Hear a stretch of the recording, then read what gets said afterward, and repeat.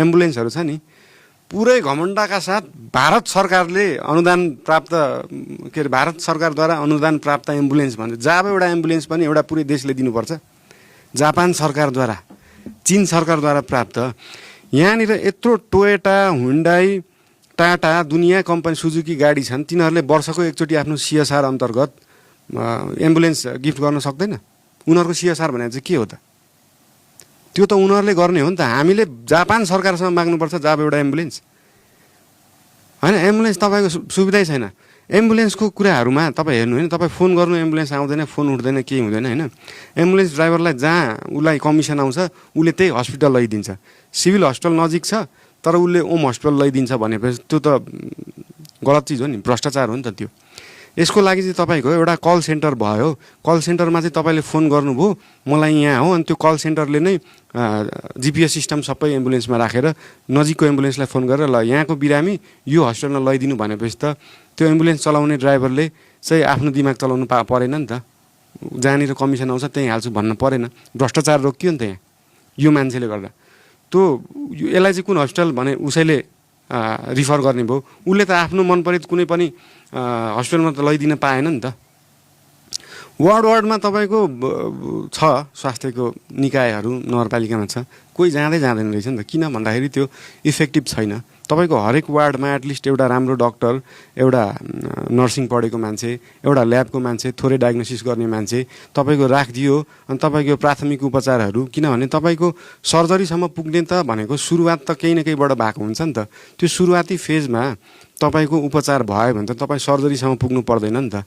हाम्रो primary health care खराब छ नि त। प्राइमेरी हेल्थ केयरलाई हामीले अपलिफ्ट गर्न सक्यौँ। हरेक वार्डमा, हरेक ठाउँमा गभर्मेन्ट हस्पिटलहरूलाई चाहिँ हामीले प्रमोट गर्न सक्यौँ। डिजिटल कार्ड सबैको एउटा आइडेन्टिटी कार्ड, तपाईँको 10 वर्ष अगाडि गरेको एक्सरे पनि हुन्छ त्यहाँ, 5 वर्ष अगाडि गरेको अल्ट्रासाउन्ड पनि हुन्छ त्यहाँ, 2 वर्ष अगाडि गरेको MRI CT स्क्यान पनि, सबै डाटा राखेर उसको हिस्ट्री भइदियो भने त हरेक हस्पिटलमा नयाँ कार्ड फर्म भर्नु परेन नि त। होम हस्पिटलको एउटा छ, सिभिलको अर्को छ, वीरको अर्को छ। दुनियाँ किन एउटै कार्डबाट सबै ठाउँमा रिड गरेपछि त त्यो भयो त। सबैको कार्ड बनाउनु जरुरी छैन नि त। सबै डाटा त्यही हुन्छ। तपाईँले यत्रो बाक्लो सबै चिज डाटा बोकेर त बस्नु परेन नि त।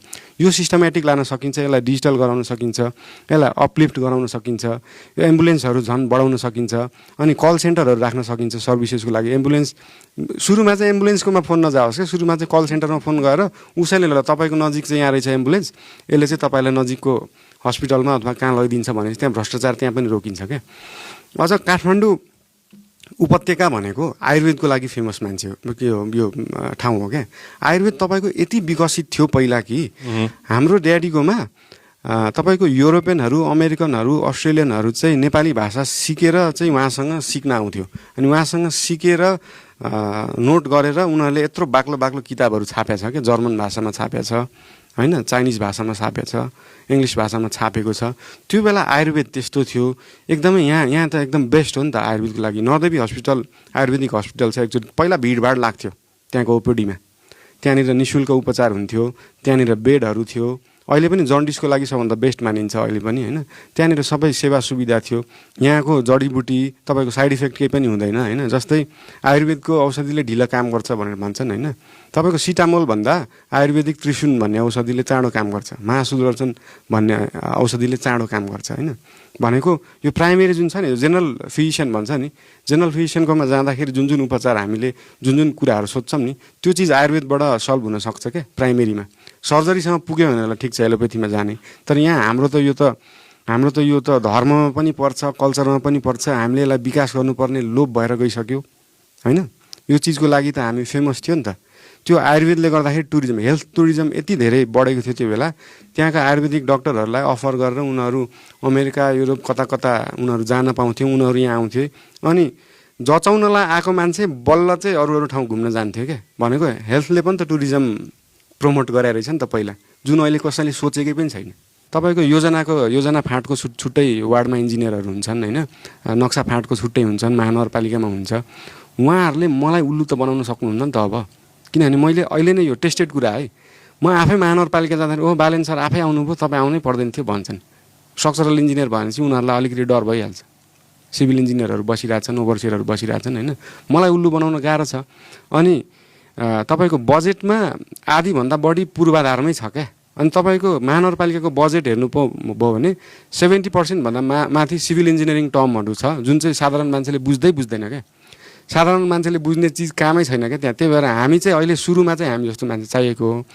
यो विकास टेक्नोलोजीको हिसाबले काठमाडौँ चाहिँ सिङ्गापुरको जस्तो, टोकियोको जस्तो, न्युयोर्कको जस्तो भए भए चाहिँ म्यानेजमेन्ट गर्न सक्ने एउटा चाहिँ सबैलाई मिलाएर लाग्न सक्ने मान्छे भए पुग्थ्यो। त्यो पनि हो म।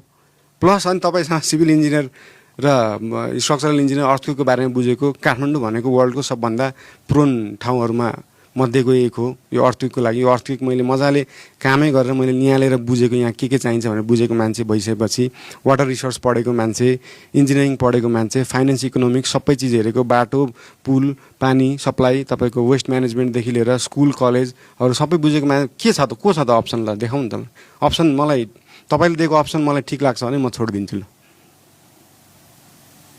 के कुराले गर्दा चाहिँ बालन यहाँबाट सुरु गर्नु मलाई करियर? यो नयाँ पाटो हो नि त। यस्तो अब पैसाको लागि कसैले सोध्छ भने 5 तला घर छ मेरो काठमाडौँमा, सिधै भन्छु होइन।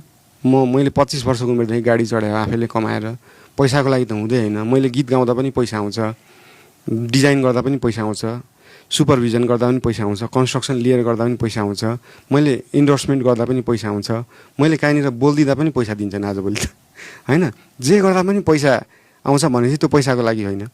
अनि नामको लागि एउटा केही गरौँ भन्नेको लागि हो। जस्तै विनोद चौधरीजी बिलियनियर हुनुभयो तैपनि उहाँ लाग्नुभयो होइन। उहाँलाई चाहिँ अब यो समाजको लागि के गर, अब अलरेडी नामको लागि त अलरेडी म्युजिक गरिरहेको छु, मान्छेले गीत सुनिरहेकै छन् होइन। सबैले चाहिने जति, सबैभन्दा चाहिने जतिले चिन्नु भएकै छ, त्यो नामको लागि पनि होइन।